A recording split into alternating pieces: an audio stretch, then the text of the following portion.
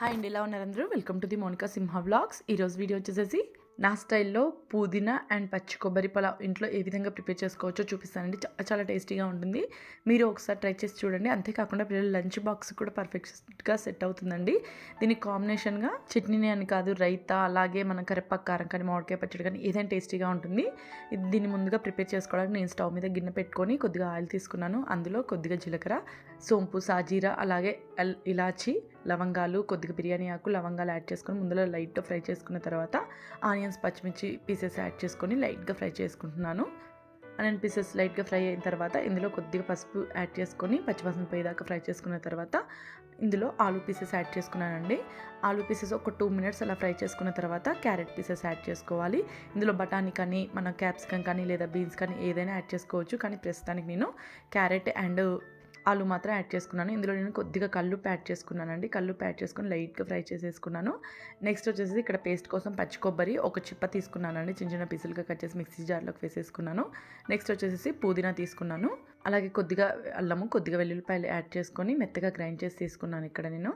Next ఇవి వేయిపోయాయండి. ఇందులో వేసేసి కొంచెం లైట్గా వేయించుకోవాలి. పేస్ట్ పచ్చివాసన పోయేదాకా వేయించుకోవాలి.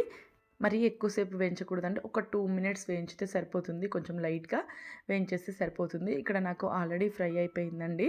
నేను ఇక్కడ స్టవ్ స్లిమ్లో పెట్టేసేసుకొని పక్కన స్టవ్ మీద వేడి నీళ్ళు పెట్టుకున్నానండి ఇందులోకి యాడ్ చేయడానికి. మనం ఇలాంటి పులావులు ప్రిపేర్ చేసేటప్పుడు ఏంటంటే మనకి తొందరగా ప్రిపేర్ కావాలంటే చన్నీళ్ళ కంటే మరిగించిన నీళ్ళు యాడ్ చేసుకుంటే బాగుంటుంది. ఇక్కడ నేను ఒక కప్పు రైస్కి 2 కప్స్ వాటర్ యాడ్ చేసుకున్నాను. నెక్స్ట్ నాకు ఇక్కడ ఎసరు కూడా కాగిందండి. నెక్స్ట్ బియ్యం, నానబెట్టిన బియ్యం యాడ్ చేసేసుకున్నాను.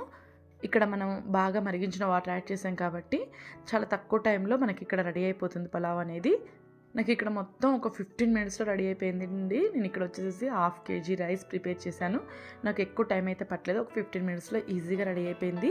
ఇలా వాటర్ని దగ్గర పడ్డ తర్వాత స్లిమ్లో పెట్టేసేసి ఒక్క 5 మినిట్స్ ఉంచేసుకున్నాను. ఇక్కడ మీరు చూసి తెలుస్తుంది ఎంత మెత్తగా బాగా ఉడికిపోయింది.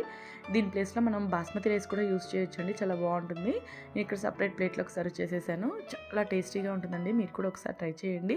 వేడివేడిగా ఈ పులావ్తో కాంబినేషను చట్నీ అనే కాదండి, నేను ఇక్కడ పెరుగు రైతా కానీ, లేదా కరివేపాకు, అవిసె గింజల కారం ఉంటుంది అది కానీ, లేదా మామిడికాయ పచ్చడి కానీ చాలా టేస్టీగా ఉంటుందండి. వీటిల్లో నాకు ఎక్కువ ఇష్టమైంది ఏంటంటే మామిడికాయ పచ్చడితో మాత్రం చాలా బాగుంటుంది. ఒకసారి మీరు ట్రై చేసి చూడండి.